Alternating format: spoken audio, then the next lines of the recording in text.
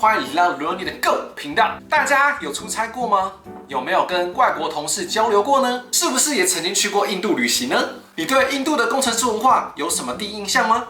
我先说我的结论啊，我自己觉得呢，台湾人啊，对于印度的工作文化是有很多可以学习的地方哦。那在影片开始之前呢，还请你帮忙点赞、订阅、开启小铃铛。你心有余力的话，欢迎你1个月花1杯饮料的价格加入我的频道会员。里面呢有非常多的教学文件可以看，例如像是 VBA 的教学、买 SQL 的教学，还有一些我自己的内心的甘苦谈哦。好，那我们先从印度的整体方面来探讨一下。有人常常在我的影片下面留言说啊，第一个就是你去印度的时候呢，有没有拉肚子啊？我直接说结论啊，我自己呢是没有的。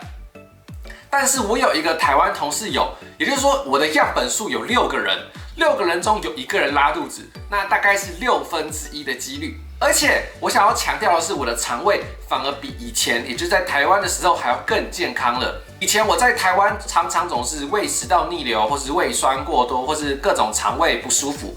那在印度的这1个礼拜的期间呢，我是完全没有这种状况，我的肚子是完全没有任何的，睡前的时候放屁都没有，所以我反而觉得印度的伙食啊，让我非常的健康啊。第二个呢，有人在留言问我啊，他说啊，印度的伙食好吃吗？第二个呢，是有人在留言板里面问我说啊，印度的伙食好吃吗？会习惯吗？我个人的结论啊是说啊，不要吃太辣的话，我都非常喜欢，也都非常接受。我刚刚有说到啊，我觉得我的肠胃呢更健康了，有可能是因为我吃肉的量变少了。因为在印度，他们的文化还有习俗的关系，或是宗教信仰的关系，他们通常不太吃牛跟猪，那通常吃的顶多是羊跟鸡。除此之外，他们也少了很多的加工食品。我印象中没有吃到有含味精的食物的样子，没有味精，没有一些加工食品。那我的样本数都是从我在出差的这个礼拜，我都是吃餐厅或是吃百货公司的美食广场，我没有吃太多的路边摊或是夜市。所以我一直觉得这个是非常好吃也非常健康的。那我回台湾的时候，我也带了非常多的印度的料理回来台湾自己煮这样子。第3个呢，是有人问我说啊，你喜欢印度的哪个地方呢？这题我觉得可以深深的思考一下。我觉得一定啊，绝对是他们的善良跟纯真还有热情。我在印度生活的期间，真的非常有感觉到他们的非常多的善意，尤其是因为他们可能服务品质特别好。他们以前好像是给小费制的关系，所以他们的服务生或是像 hotel 的柜台，他们都是对我们毕恭毕敬的，是服务非常的优质，就是一种服务至上的一个最高理念。所以在那里的生活真的是倍感照顾，那同事跟所有路上遇到的人都非常的亲切，我是认真的。那第4个呢，有人问我说，那你不喜欢印度的什么地方呢？我一定会说啊，绝对是交通。大家都说台湾是行人地狱，我觉得印度应该是18层地狱。你们可以看我之前的印度 vlog， 我之前有尝试过斑马线，或是尝试过马路，甚至是开车的路上都是各种喇叭声、各种快车，完全不会让人的。那我甚至半夜的时候也被喇叭的声音吵醒了无数次。那在路上我也看到不少交通违规的事情，甚至是车祸的状况。那同事呢，我有请教他，那如果发生了交通事故会怎么办？他说他们不会叫警察，通常都是私下给现金直接解决这样子。所以我觉得跟台湾是非常的不太一样的，可能是因为他们警察没有那么多，那人太多，事情太多。第5个呢，是有人问我说，如果你还有机会去印度的话，你会做些什么呢？我会吃啊更多印度的料理。我觉得我这次去只有1个礼拜，那我吃的东西虽然说是吃里面著名的东西，但是我觉得还没有很尽兴。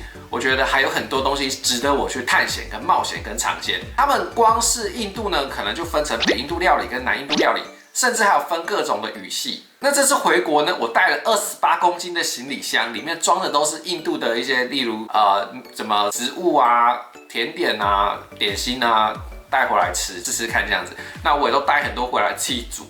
我觉得很赞，但是还是一下就消化掉了，真是太可惜啦。好，那我们不免俗的要聊一下印度的工程师的文化了。第1点呢，有人问我说，你对印度的工程师呢有什么第一印象呢？可能是因为我的圈子比较偏向 software 或是 IT， 所以用我小小的眼界来观察，来告诉大家这样子。穿着的部分呢，他们非常喜欢穿着有领子的衣服。就像是有领子的衬衫，整体的感觉就是近视人口没有台湾这么多。那我有问我同事他有没有近视，他是说他也做过近视雷射手术了，所以我猜啊，他们好像没有很喜欢戴眼镜。穿着打扮整体给我的感觉是比台湾的工程师还要不宅，还要多点潮流感。然后工作的态度呢，我觉得他们是非常热情，而且善于表达他们的想法的人。也就是说，我们参加一个会议呢，他们是愿意去举手，或是去发表他们的内心的想法与意见。那台湾的工程师呢，比较偏向内向与安静，就是怕说我多讲会不会多错，会不会让人家觉得这不关我的事，你干嘛表达意见呢？这点呢，我真的觉得我们应该好好的向他们看齐学习。那对于报告 presentation 来说，他们不会像台湾一样，所有的东西都要统一规格化。他们偏向把重要的内容与该报告的东西放到 PowerPoint 或者报到报告里面讲，那就好了。不需要像是规定说我字体要多大，像规定说我的字体颜色要什么色嘛，规定说我的图片位置要放在哪一个位置。像台湾，我可能前几个公司都有一些强烈的规范，反而呢，我比较喜欢这种比较自由，让你表达你想表达的东西的想法。那我是非常喜欢这种风格的。第二点呢，有人问我说，那你对你的印度的那个办公室的文化有什么想法呢？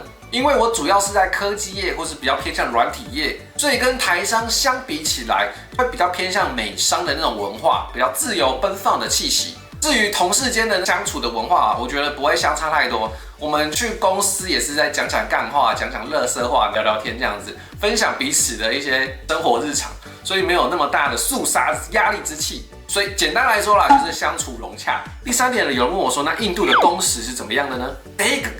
这个我有问过我的印度的同事啦，他说呢，因为有一些公司的薪资本来就偏向比较低，所以说是一件很简单的事情，但是很多人去做。那这样子相较下来，他们的工时与压力就是相对比较小。那这种工作在印度非常常见。那以我们公司来说，我们公司的事情是没有赚少的，就算是正常啦，正常。我观察我们办公室的同事们，他们大概都是9点到10点是上班时间，也就是他们塞车的时间是9点到10点，跟我们台湾7点到8点半这个塞车时间是不太一样的。下班的时间呢，通常都是5点到6点之间，是他们的下班潮。简单来说，他这样的工时大概是8个小时，也就是假设我9点上班，5点下班。对于他们来说，他们好像非常喜欢他们的这种工作文化与气氛。那我也是觉得台湾是可以慢慢的向他们学习的。第4点，有人非常在意厕所的卫生啊，所以他问我说，那印度办公室的厕所干净吗？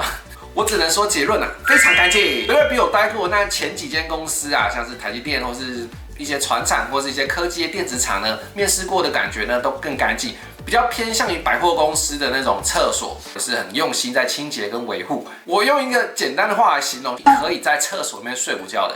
好，那我在这边呢，我想再补充一点点我自己觉得有点蛮特别的文化跟一些比较让我觉得有点冲击的事情啊。2月14日是情人节嘛，也就是前几天嘛，那我想补充跟情人有关的文化。那我觉得最特别就是想要最强调，他们也就是我的同事还有我的主管呢，他们都是 arranged marriage， 也就是说他们都是指腹为婚，他们在26岁的时候就已经结婚生子了，成为一个人生胜利组。当我问他们他们这种方式是怎么来的呢？到底是为什么可以这么快的指腹为婚呢？他说他们之前呢，也就是在年轻的时候会有一个类似 Tinder 或是类似一个交友的一个网站，一个 web page。他需要上传你的照片，还有你的一些事业啊，或是你有什么资产什么的，很现实哦。例如像是我上传我这个罗永利这个人呢，我有几间房子，我有没有车子啊？我的存款大约多少？我的长相，找一张拍的最漂亮的沙龙照，让人家去喜欢我。那如果有人喜欢你呢，你隔天你手机就会接到电话，会有人跟你安排 arrange marriage。有没有？大家有没有觉得我脑洞大开？而且会不会觉得有人蛮羡慕这个文化的？有没有？我看最近群组啊，好像蛮多人都有这种困扰的，所以说不定呢，在台湾会非常受欢迎呢。好啦，这是我觉得脑洞大开的一个习俗与文化。那目前呢，他们告诉我说，这个习俗呢，也慢慢的随着时代的变迁，人们的思想也开始进步，已经慢慢的没有这种文化了。我在这边还是想要再一次强调，我真的非常谢谢我这些所有印度同事们，还有 manager 的照顾。那有机会让我长长见识，知道说印度的文化是什么啊，印度的办公室文化又是什么。那我非常期待我下次还能够再去印度深度去旅行与吃美食。那我的分享呢就到这边啦，我们下次见，拜拜。还没订阅的朋友，请记得订阅我哦。那我在这边呢，先感谢我的会员伙伴们订阅我。那第一个呢是黄宏伟、江哲伟，还有戴怡珍，还有赖一倩、苏庭生、许佑轩、Connie Hong、张玉、JDS、王耀俊、陈轩、简博文、杜 IY、Ryan、陈玉玲、William、梁医生、苏柏春。好啦，谢谢你们的加入，那非常感谢你们愿意支持我的频道，那我可以做更棒的影片。我们下次见，拜拜。